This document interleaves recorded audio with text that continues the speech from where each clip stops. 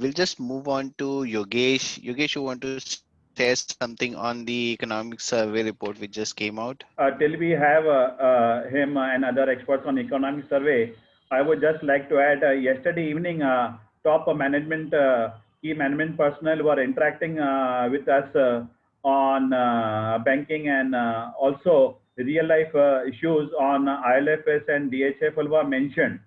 Most of them were forced to write off these companies as NPA voluntarily, besides the minimum required by RBI due to pressure from global investors to clean up their accounts. But they had expected some recoveries in Q3 from ILFS, subsidiaries, road assets, etc. They have not come in Q3. They are expecting in Q4. Now they say because of the delays in the processes, although the declarations are already there, that recovery should be done, but actual disbursement is the delay is coming, and they may not get even in Q4. These recoveries will actually go directly to their PNL because the assets and NPAs are written off. This is happening in ILFS and DHFL. Recoveries are coming, but delays is there. Process is very cumbersome, and this process needs to be shortened. And this is the topmost bankers from the topmost nifty companies who have communicated to us. They are aware of the excellent discussions on IBC and real life examples on think tank platforms for a long time and way ahead also. Yogesh, wonderful to out here. You have to have you out here. You have global qualifications, chartered accountancy, PhD, chartered accountant from England and Wales, and many more credentials, and contributing to large professional bodies on their guidance note on bank audits and many other things. A few insights from you on the economic survey as a part of the deep dive series, and any issues you may have on any other topics. Also share your budget expectations and from the reform process. Yeah, so even I was going through several data points which were available because yesterday night I was busy till late, so I just can't collate things at one go. But still, what all things which I could interpret in such a short time and I can just put across. So, anyways, the economic survey acts more as a background of a budget because it lays a foundation, more kind of a base of what we can expect out of budget maybe in coming 2 days. uh, Anyways, the survey says that there will be 11% growth in real times, uh, which is adjusted for inflation for that matter, and that's been a very close kind of with the projection which was made by IMF also, because IMF recently said that the growth will be somewhere around 11.5%, and we are saying through this economic survey that will be growing by 11%. So we have in much close proximity. Coming back to the GDP numbers, which have been kind of getting estimated. So the 21-22 GDP is getting estimated as 149 lakh crores approximately. And last year's means 1920 GDP is 145. So it's barely 2.4%, 2.5%. So I can say a tad more than 1920. So it is because of base effect which we are calling 11% growth. To cut the long story short, I can say if someone, say for example, is earning 3 lakh rupees and in a 1 year, and next year his earning goes to 1.5 lakh rupees, and the third year when he resumes back to 3 lakh rupees, it apparently comes as 100% growth. But to my mind it is just a normalcy. So I think next 2 years, whatever maybe the growth numbers which we are considering, I should always consider it, in my personal opinion, as we are resuming the normalization, or we are just getting back to the normal operations or normal levels of GDP, income tax collection. So that is my take on the GDP number as such. Tax numbers are also coming recently. So last month's GST was some 1.15 lakh crore. So which was anyway somewhere around the estimate of government. But I think again that's a number. Let's hope that these types of collections continues going forward. To be precisely, because government has a big share in excise duty, the excise collection is rising, which can be a positive on the part of the government, negative on the part of the consumers. So that can be one of the opinion on the overall revenue in terms of taxes are concerned. Apart from taxes, the revenues which government gets is from disinvestment activities which they plan and they execute the plan during the coming financial year. So if we can say government had targeted 2.12 lakh crores to be raised through disinvestment. But I think government was able to raise barely 15,000 crores, some 15,500 something can be a number. That too, a large number is coming from Hindustan Aeronautics and IRCTC. So a large number is from these two companies. So again, on the disinvestment front, we are not actually that fast as we should have been. Maybe COVID can be one of the reason, but again, to put the second side of the discussion is that market has gone in leaps and bounds. So it has crossed 50,000, and we can just say, I should not say it as a opportunity lost, but yeah, somewhere we could have run this ride. The disinvestment targets could have had some green shots in their kind of part, but yes, that was not the case actually. So we are discussing something which has already happened in past. So that is one of the number going ahead. So when we say a revenue as a part of a tax collection, a non-tax revenue as a part of a disinvestment, so it will certainly have an impact in terms of fiscal deficit, because that part has to balance. Because if we see that economy has to run, the public spending, government spending and consumption spending has to increase. I will not directly jump to the budget expectation, but yes, if this is the case, then spending has to increase, because otherwise there will not be any push for consumption. So if we see as on 8th January, one number which I have, as on 8th January, Union government had borrowed around 10.72 lakh crores. So this number itself is a big 65% more than what it has borrowed in corresponding previous year. And I am not adding state governments borrowing in this number. So 10.72 lakh crores of a central government only. State government would have borrowed somewhere around 5.5 lakh crores. Around 5.5 lakh crores only. So I think again that's also a big number, 40% plus as compared to previous year state government borrowing. Apart from that, fiscal deficit anyways, the target is 3.5% of GDP, which everybody is sure that will certainly go ahead.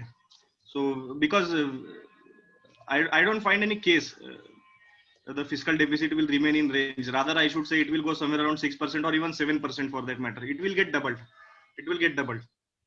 Because even state borrowings are huge, and it's not getting collated in central borrowing. So if you add up state borrowing, the overall fiscal deficit will be huge.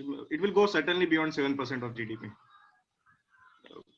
If we see the stock market, again, the bull run subject which I said, it's not because of future earning of the corporates are looking more kind of greener and it's getting discounted or getting considered as a price of the stocks.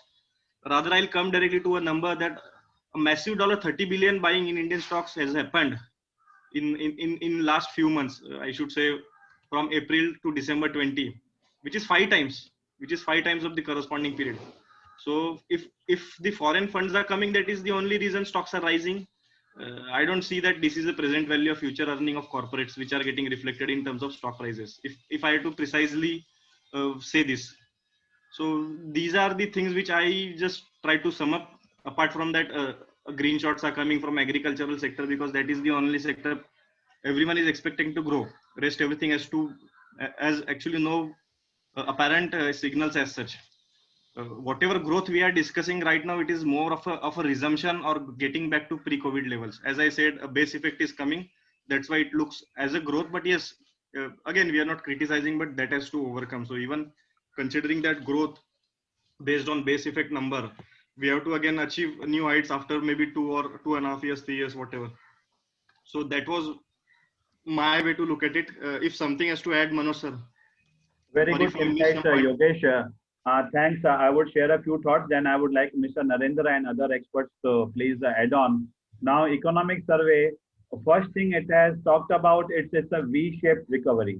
Earlier, there were lots of people, fund managers talking about V-shape, W-shape, K-shape, so many shapes are coming. Yes. But I always think that to keep it very simple, that the economy was larger earlier. After COVID, it has gone smaller. Then again, it is getting back its original shape, which was pre-COVID shape, and then it has to grow from that shape to upwards. So that is my perception, rather than words, because many words are coming. There has been contraction because of the pandemic, and of course because of the stimulus, the revival is much faster. And what the survey talks about, a contraction of 7.7% in FY21. First two quarters was over 30%, not only in India, but also in the developed countries and other emerging economies. And it has given an estimate for FY22 at 11%. 11% is the highest GDP growth rate forecast by any country in the world. So number one will be the fastest growing if it is achieved. Estimates are not really reliable. They often go haywire, but it is a kind of a plan. It's a hope, it's optimism, it's a vision. One very important point which came out very strongly in the pitch the government has done and the chief economic advisor has done. He has clearly, in no uncertain terms, mentioned about a sovereign rating. He has clearly communicated sovereign rating for India is unfair. There should be a revisit to the way and particularly to transparency in the way sovereign rating is given. The economic survey clearly lays out in a separate chapter very clearly sovereign rating should go up. Very live examples of Asian market crashes which happened in earlier financial crises have come out, and also how Indian economy has handled its fiscal situation and also the foreign exchange and revival and growth. Very clear pitch is there. There should be a very quick, fast upgrade. Do you of expect that sovereign this will rating. impact in the rating in coming future? Maybe in a couple of quarters it will get revised, or it will get moderated, or it will get addressed. Well, apparently there is a cartel of sovereign rating agencies which are which have blinkers on their eyes, as most of the government authorities and independent professionals have been making noises about. There is a need for independent Indian rating agencies which should rate other sovereign countries also, including the developed countries, including US, UK, Germany, Japan. So rating should be fair, rational. What is the rationale for sovereign ratings? The chief economic advisor has shared, it is a clear presentation on YouTube yesterday, which clear slides on there is a need, immediate need for imminent need for increase in sovereign rating. The rationale is also given out. If the rating is higher, India will have access to low cost funds from global countries, whether sovereign debt or private debt. Today, including the hedging cost, the cost of foreign debt is quite high. Maybe in the past, rates were even higher. It is coming down. But even countries like Greece and Turkey are getting availability of foreign exchange funds at very, very low rates. Why India should get foreign exchange funds at higher rates than Greece? Is it fair? It has very, very come out very clearly in the economic survey. They have made noises earlier also. India rating in the global in ease of business is going up, which was mentioned by Aditya in ease of business. Sovereign rating is also ease of business. Getting money at affordable rates, at competitive rates is ease of doing business. CA has made out very clearly. Economic survey is over 300-page document. We have made a deep dive. Our team has allocated resources. We need another few weeks to go through it in detail, and many yes, more numbers will come should go through in detail. There is a team out here who has done a deep dive. They have gone through burn midnight oil and gone through each page of economic survey. Each page, a deep dive has been done. There are lots of issues raised on the growth, on the recovery. On another important point is on privatization and strategic sale. Strategic sale will happen in some of the largest institutions which the earlier US, when it claimed it was a superpower and they wanted to dominate emerging countries. India is a developed country. Now possibly LIC will be listed also. Strategic sale will happen. Maybe small stakes or maybe large stakes also. So economic survey has talked about privatization and strategic sale. Also, as far as the financial sector, NBFCs, banking sector is talked about, economic survey has talked about asset quality review after forbearance is withdrawn. When forbearance is withdrawn, there have been different views by different experts. Some say it will take about a year, some say it will be shorter, but asset quality review will come again. You know, everybody knows asset quality review created havoc because certain circulars were, new circulars were issued and banks were forced to provide more provision based on pressure from global investors, so they could get the shares and investments in the banks, whether equity or debt, at attractive thing. Economic survey has also talked about legal infrastructure for recovery or loans to be strengthened de facto. This is beyond the IBC process where they are talked about. They are talking about legal infrastructure to be strengthened de facto.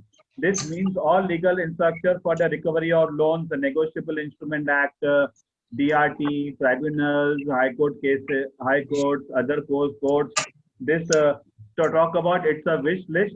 Hope it is done soon. Ultimately, so the GDP growth ultimately is highest in the world, and also the bottlenecks are removed. Very good insights. Can we have thoughts from Mr. Narendra? Of our Are you here? earlier Mr. Narendra, one thought from you, especially on the bad bank. Some committees, CII, others earlier wanted bad banks. There have been a topmost eminent banker who went abroad and he advocated bad banks. And yesterday, one of the office bearers of CII has said we should not go for a bad bank and we should give opportunity to all banks and the financial institutions to bid for assets, apparently with a vested interest, because they are getting assets at throwaway prices due to lack of transparencies in the bidding process. Some thoughts on back bands and then economic survey and your expectation, and then we would request each of the expert panelists to share their budget expectation. At least one budget expectation from each. anyhow, Manoj and our earlier speaker, I forgot what is the name? Yogesh. Yogesh covered very well, and he has gone through the economic survey. I could not go through fully that way. So one thing is certain, that India has recovered faster, and our recovery rate, even though in a overall we would have lost around 10% of our GDP contraction, but the 7.7% contraction which is expected is a fairly better performance, because one thing is quite a lot of our people could be saved, and the overall people who died has been very low. As Prime Minister our Modi Sahab has said, that earlier expectation was the number will go very high, 20 lakhs people will die and all.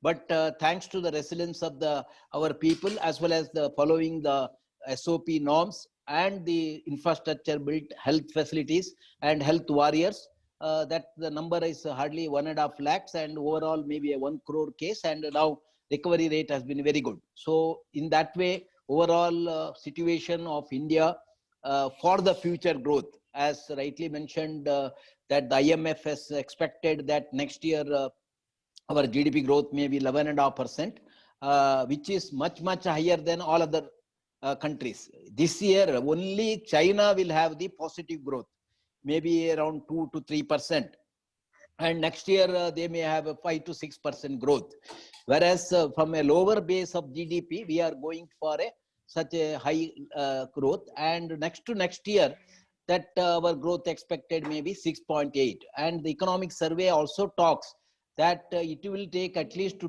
to 3 years for India to come to the level as that of the pre-COVID. So that is currently, as rightly said, India is borrowing around 13 lakh crores central government, and state government maybe up to 5% of the GDP. So the overall the GDP fiscal deficit of the central and state may be around 13 plus 13%, and central government I think 7.7.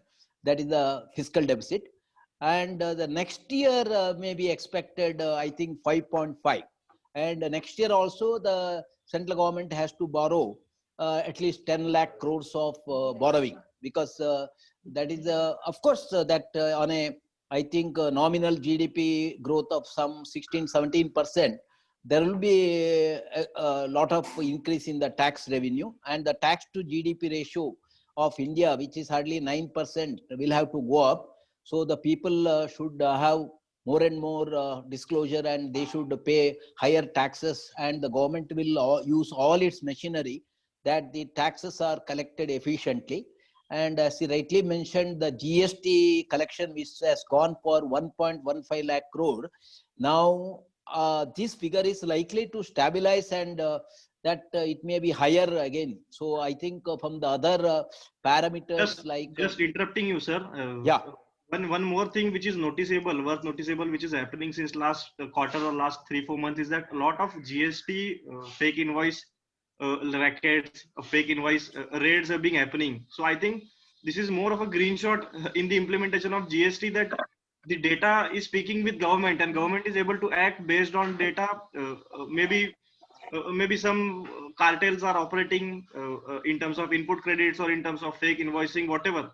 But as it has created impact, and that could be one of the trigger for GST compliance. That is my. Yeah, you are right, Yogesh ji, because that sometime maybe 2 months, last 2 months, once they found that quite a lot of people are playing with the system and not paying.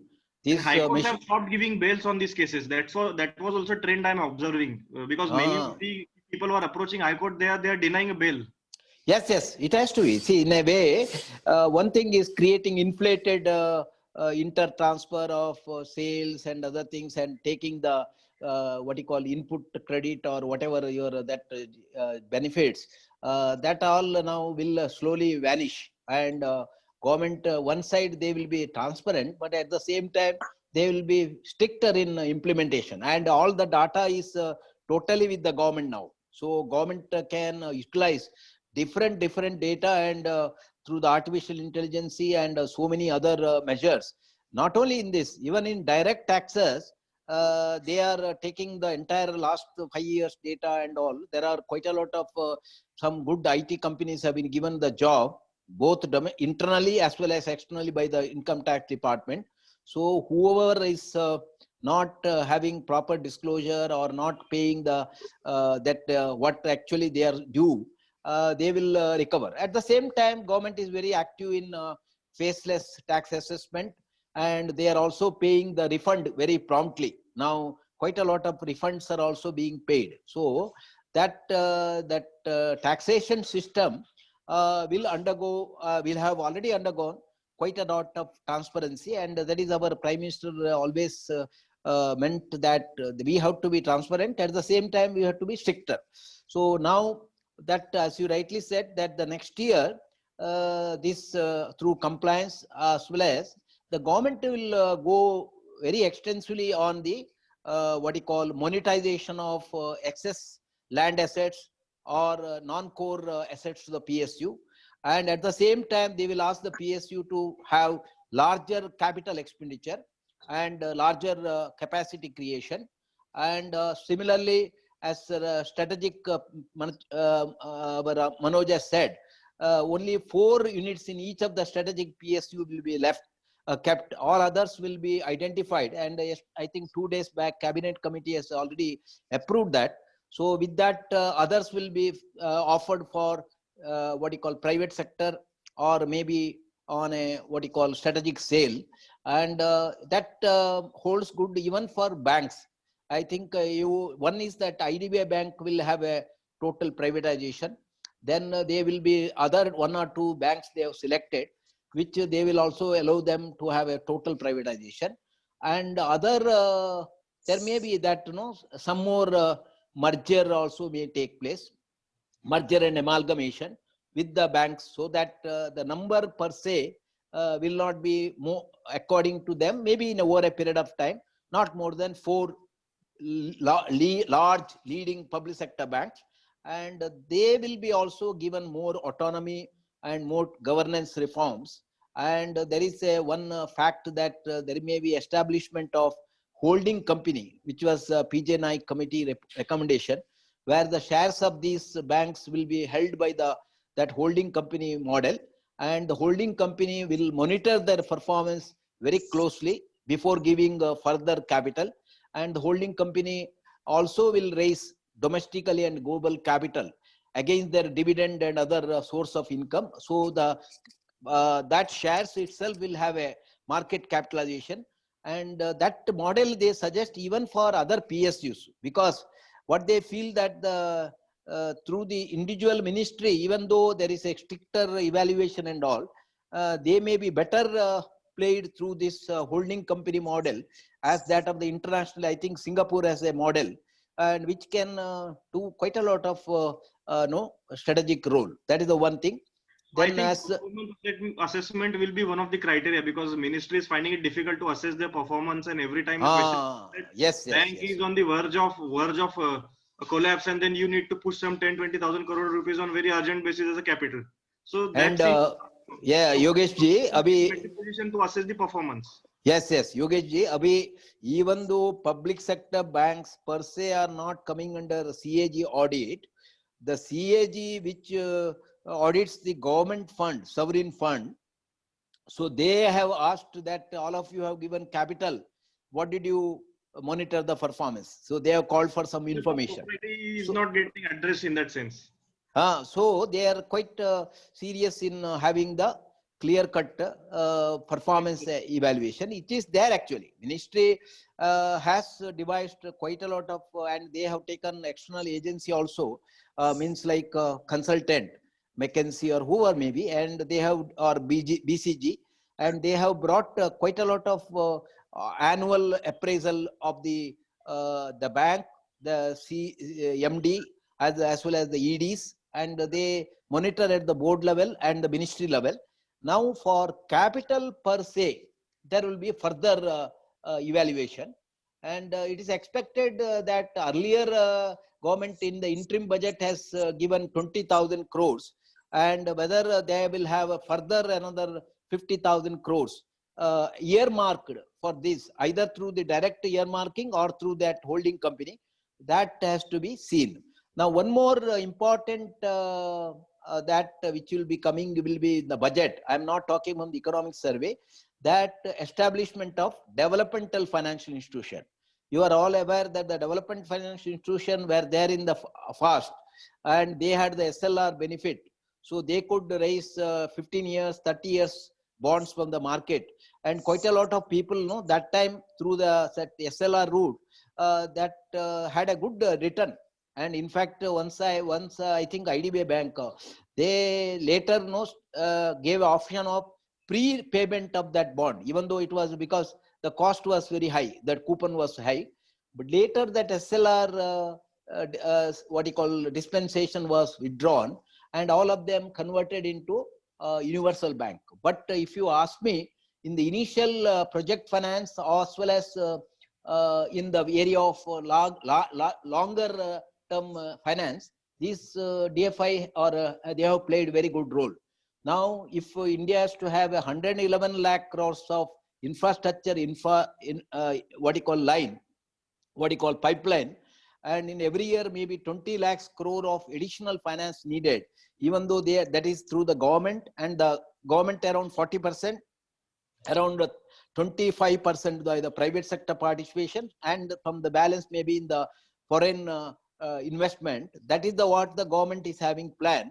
But there will be private sector also will need finance, and along with the public, and even like now in the road ministry and all, our minister has been talking about tapping the global and Indian fund so that so the roads could be built up. So in that such case, this establishment of development finance institution will become handy.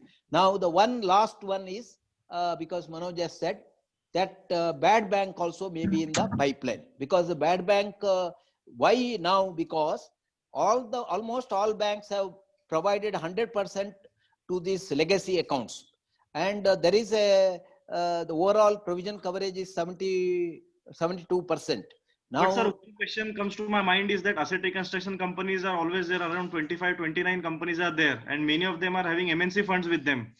So can I say, or if I put my question in other way around, that if ARCs can't make it, how bad bank can make it? Maybe. Good point was raised about bad bank by Mr. Narendra, and also on ARCs. What has been observed is there are a lot of unhealthy practices in ARCs. Of course, that ARCs have to provide 15% upfront, and banks are now requiring that we need a total cash proposal, not that we Narendra sir, need can you a, please come back, because in between we have lost connection with you, so we can't listen. If you can just go back 1 minute. where I missed you. Tell me. I finished my question, but we can't listen you afterwards. And Mr. Narendra, you started talking about bad bank. Yeah. The bad bank, he has heard that what you were saying, if ARCs are already there, you are hearing me now? Yeah. Yeah, ARC is already there. Why we need a bad bank? It's a very pertinent question. Now, ARC, one, that is what I'm finding, that one is ARC, some of them are not having the enough resources where they could take the entire banking sector NPA assets. And even though foreign investments have been permitted and all, it is not coming through. Second, they have to aggregate all other banks such NPS. Now, this aggregation per se takes a lot of time. With the result, the decisions are not coming. Somebody may volunteer to sell it through the auction system. Somebody may not be willing to this. Second, it is also now that whenever a company or bank decides to sell, it has been also sometimes questioned that whether it is a transparent, whether you have sold it a, what you call it, a distress sale through the ARC route and all that, even though all the formalities have been followed by the bank. Now, when you have a public sector of a bad bank, which is maybe with the private sector participation, but majority public sector, that bad bank, all the banks will sell it. Now, question is, earlier thought that it can be sold at the book value. Now, that whether that is book value or the depressed value, that is to be seen. But one in that everything has been provided for. So if they will have a more power for resolution, and they will have a more power for or quick decision making, and that in turn they may again sell it to the ARCs also. Instead of each bank, they will sell it to the ARC. And there is also a proposal that there can be a national asset management company as well as a national alternative investment management company. These are the two other proposals moved by the IBA. And Reserve Bank governor also said that we are open to the bad bank idea. But there may be parallelly, there may be some more reforms as well as regulatory help through the ARC for that. And some ARC association has been trying that, like, somewhere that mentioned ARC cannot bid for such IBC assets. Now, that is again because they are not in their Surface Act, they were not permitted to directly bid. Now, that all that can be taken by the regulatory, and RBI must be seized of that matter. So these are the major reforms which is expected. One more that earlier, there was a Credit Enhancement Corporation already announced in the budget. Now, that has not come through. Now, if you want to have a vibrant debt market being in the bond market, and bank corporates are encouraged to go to the bond market route in finding money for their projects, then some of them may not get the good rating, and there should be a credit enhancement route through the Credit Enhancement Corporation, which now who is going to be the promoter of that? Like, sometimes thought that LIC and other banks, that may come through. I think for the question of time, I know already we are late. So with this, I leave it back to Manoj.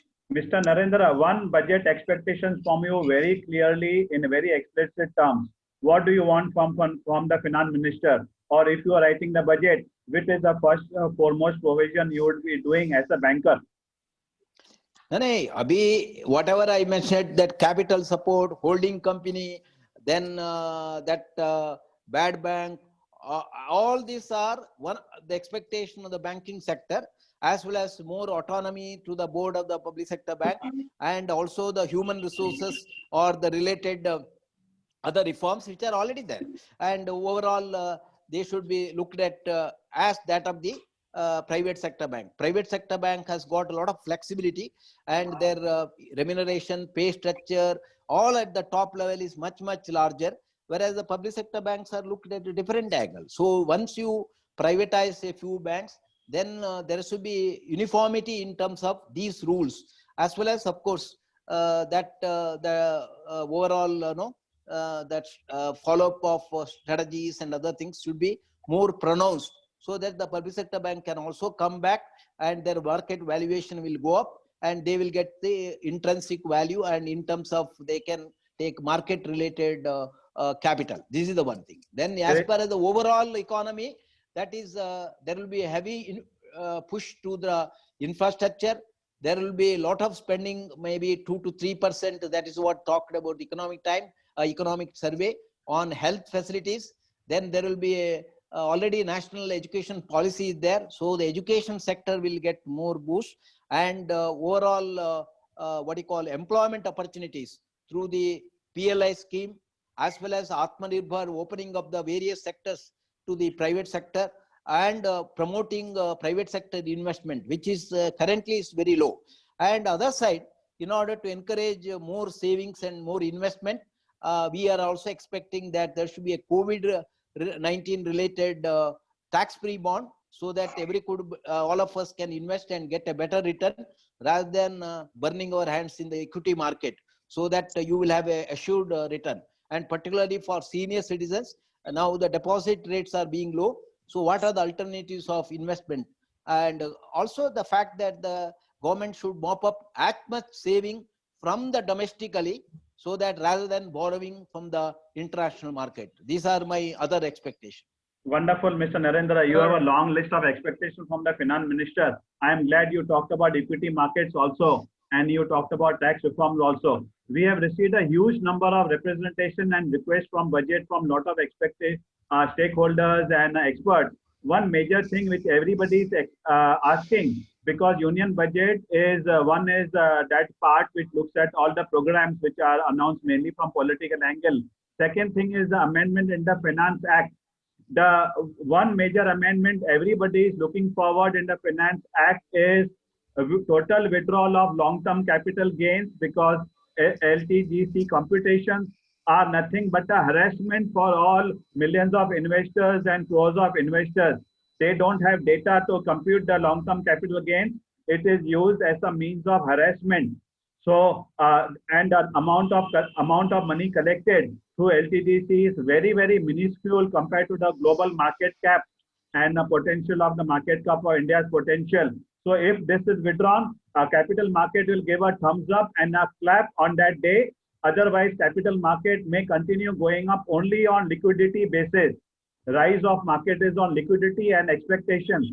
And if liquidity continues, market may go up. But if LTGC is not withdrawn, be ready for difficulties for crores of investors. The investor base will face a big challenge in increasing. So this is the biggest one. There are many, many other expectations also. And every panelist, every expert is welcome to put his video on. And please mention your name, qualification, and one budget expectation, what you expect in the amendment in the Finance Act. Sir, this is Sandeep Bhatt. One of the things which actually haunts me, Narendra sir, is that we have talked about NPAs, we have talked about ARCs, we have talked about the bad bank. What about those companies where the promoters of the company, they are actually running the show, they are able to prove the efficiencies and production, they are ready to pay back loans even though it is an NPA account, whereas the banks are not forthcoming in solving the problem. They are not even asking the banks to lend. Even then, these guys are taking, and there are thousands of them. I'm getting a lot of complaints. So Sandeep ji, इसके लिए अभी pre-pack arrangement आएगा. Pre-pack. Now this pre-pack is moved by the corporate debtor himself, and if the account has become NPA, maybe a 1 year old account, and he is not a defaulter in the light of that 29A in the IBC, where that he is totally debarred from taking the his interest by bidding and all. Here he will be allowed to move, And that resolution plan, once it is approved by 75% of the creditors through the insolvency professional approved by the NCLT, it can be only a formality where he files with the NCLT and that is approved by the NCLT. Other than if there are no other litigation or anything, that gets settled. Now, why you are asking is, one is that the banks always look at what is the assets behind this loan. Are they fully secured? What is the value of this asset? At what level, whether this borrower is giving a settlement proposal, whether he is expecting a too much haircut, whereas real assets value of these loans are more in a way where they can realize through the surface and other means. Or similarly, now banks are also questioned. See, question is, you are right that bank can do a, out of the court settlement or OTC and all that. But all these decisions are later, even though fined by the board and all transparently they have done. And they give an offer not only to the corporate debtor, when such proposal is there, they have to give to the offer to others also. And whoever gives the best value, then they can take that settlement. But here you are saying the corporate debtor himself wants to settle it at a particular price. Now, whether that is a fair value or what is that value, and if we should not be subject to future any inquiry or there, so that if they followed the laid down norms and if they found that better, and if it is the committee which has the power to, even external committee there in bank, no, they have a committee with the some retired judge or advocate, so that this committee looks into this fair valueness of that, and after that it recommends to the executive committees and committee again in turn to the other level and then to the management committee. So if that type of decision can be taken, it is okay. But yeah, please.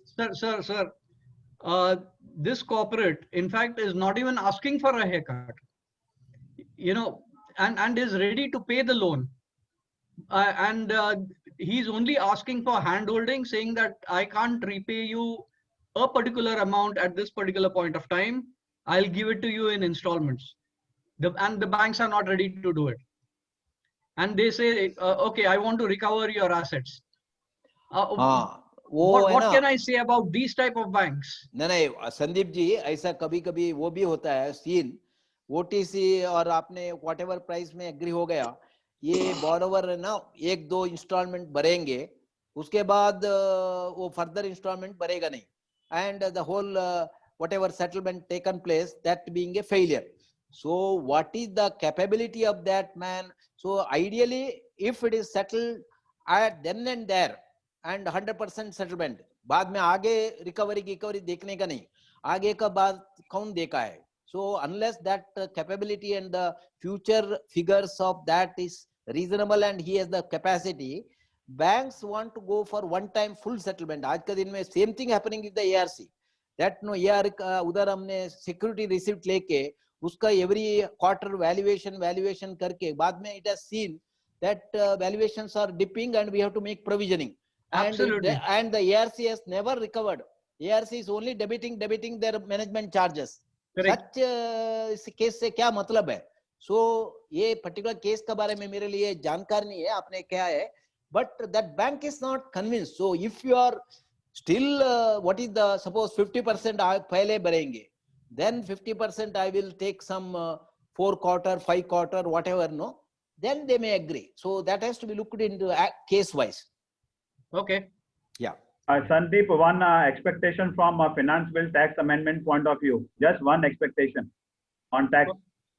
In fact, not one. I have two. One is rollback of that dividend payment. You know, Distribution dividend tax. payable about 10 lakhs. Even if there is a tax while paying distribution tax by the companies, that would help, number one. And what you said is correct. Long-term capital gains is no use for India at all, because the general people are not making long-term capital gains. Very few people who would have capital gains and the total amount which you are looking at. And I've been advocating this for the last 3 years when they brought the tax. But unfortunately, there's been no relief at all. Very good point. Even the whole PMS industry is also suffering because of this LTC issue, competitions and provisions and harassment. And obviously, the government has said now harassment will not be there. There'll be a tax-friendly regime. There is no better tax-friendly measure than abolition of LTCG immediately on 1st of February, and then also due course reduction in STT, and also a level playing a field where Indian investor is treated unfairly and the offshore tax havens are benefited unfairly. So they get advantage, and the money is has been going in the past illegally to foreign havens and coming back through P notes and other offshore entities, legal offshore entities through countries, including Mauritius, including Singapore, including Cyprus, and without disclosing fully the list of all investors in open platform. Of course, regulator has been doing a good job. We are lucky to have a very good Indian regulators on the sides of the securities market and monetary policy and exchanges also. One good point is there, excellent discussions, quality of discussions being broadcast all over the world are pre-budget expectations, bad banks, the economic survey. On 1st of February, the budget is there. Deep diving being done by over a big team of over 30 panelists. They'll be sharing key takeaways from 5 o'clock onwards. And not only that, some of the most reputed stock exchange and the professional bodies, actually they have requested to have the think tank budget analysis, Union Budget Global Conclave for think tank on their platform. It's a privilege Wow. and appreciation and congrats to all the team members who are doing deep dive. They want us to be there in the exchanges at the physical level, subject to social distancing also. And some of the most reputed professional bodies in the world have requested us to do a think tank Union Budget Global Conclave on their platform, and where many members can also get their CPR. So it's a compliment to all the team. And point is what was talked about: independence, integrity, courage, deep dive. Each and every provision of the Finance Act, Finance Bill, there is an app created. Please look into it. It takes a lot of time, but experts can divide the different pages, do a deep dive, and also share the fine print analysis on 1st of February itself from 5 onwards. And depending on the budget, there may be a series of webinars at different point of times as may be requested by different stakeholders. It can be done on any day, and it's an open house. Many government authorities, regulators, they also want to share their views on the platform. They are also welcome. They are welcome to give clarification from that angle. All the authorities are welcome to give clarification. Deep dive will be shared and with all the participants globally. It's a think tank platform directly and in collaboration with various professional bodies and exchanges in the world also. Wonderful insights. In fact, really thank you for the wonderful insights shared by so many expert participants, Mr. Narendra, Mr. Hemant, Mr. Aditya Agarwal, Sandeep Maheshwari, Dushyant Shah, Mitesh Parekh, Yogesh Satpute. There are so many experts who have shared their knowledge as participants. Many experts are there as participants. They are watching. They would like to share their insights, their experience stories, real life examples, and presentations also. As professionals, many have global qualifications. Really wonderful to have out here. It's a learning experience for all professionals and experts. Thanks, Manoj, and thanks for summarizing everything. And that was really a great session today. And we end this meeting now. Before ending, we just thank Sandeep Bhatt for his insight on the that IPO which is coming, and Hemant and Praveen for the overall IBC code insight you have provided and the live examples. Mitesh also, like, that was really great. And Yogesh, thanks for sharing those economic survey summary. Thanks Dushyant and Ajay for all other things, and uh, everyone, Narendra sir, especially you have provided a good insight on different areas.